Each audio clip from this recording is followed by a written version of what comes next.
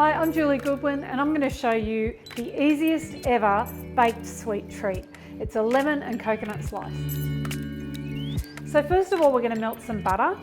And what I like to do is to put my butter in a microwave safe bowl and microwave it. You can do it on the stove top, but I've got a tendency to forget it's there and overheat it. In the microwave, you just do it in 30-second blasts and you get a nice even melt on it.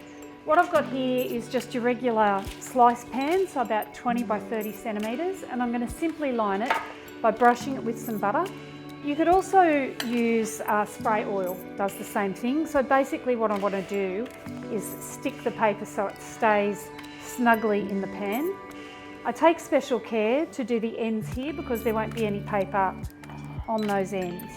So basically one sheet of paper, pop it in, and I want a little bit of overhang here and here on the sides so that I can lift it out at the end. Okay, so when the butter's melted, I'm just going to add 2 cups of sugar, caster sugar. I'm going to give that a good stir until that's sort of dissolving in there. This is what I love about this recipe. There's no need for hand beaters, there's no need to get your stand mixer out. It's just a melt and mix. So it's perfect if you're a bit time poor but you still want something yummy to eat.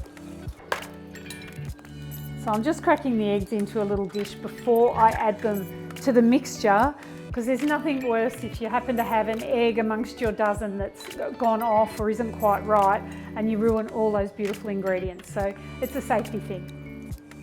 I'm just going to add the eggs one at a time to the mixture and whisk well after each one. So next I'm just going to sift in the flour, plain flour for this. The only reason I kind of sift this in is to make sure it's evenly distributed across the egg. It's really not crucial for the texture of the finished slice.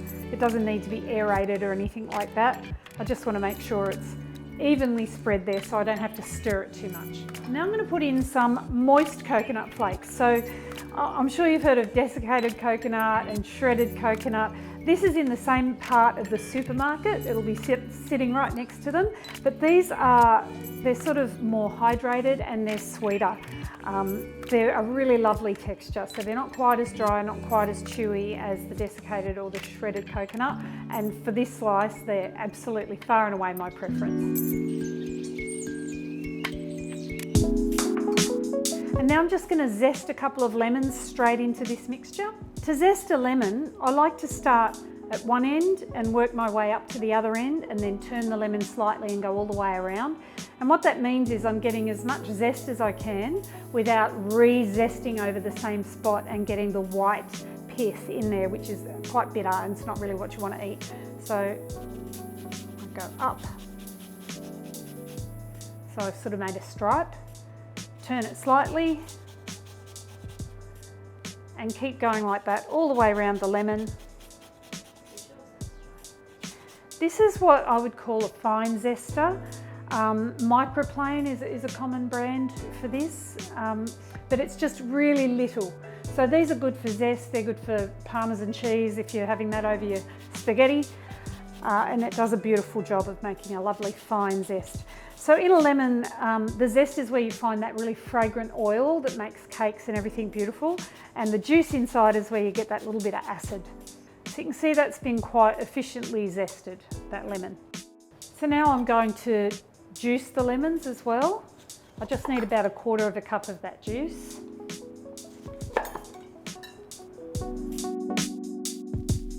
These are really juicy lemons. I've juiced like 1½ of them and I probably won't put all of that in. About 1/4 cup you want.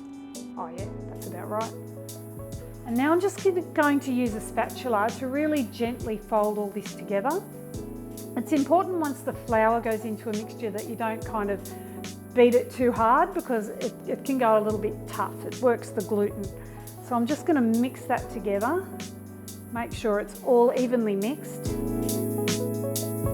So once it's just combined like that, I'm going to pour it straight into the prepared pan.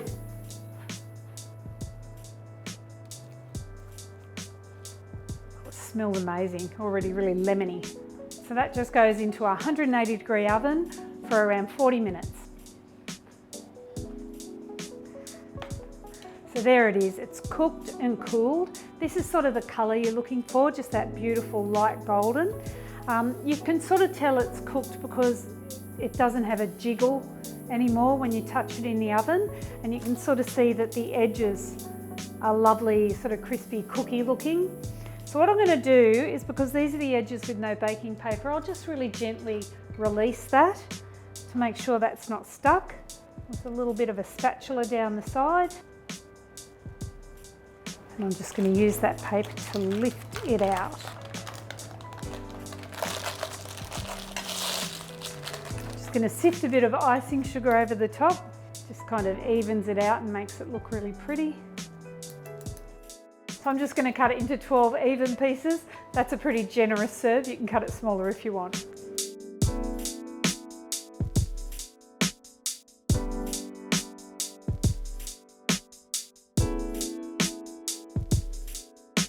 So look at that. It's great as a dessert, or it can go in the lunchbox or in your work lunchbox for a treat as well.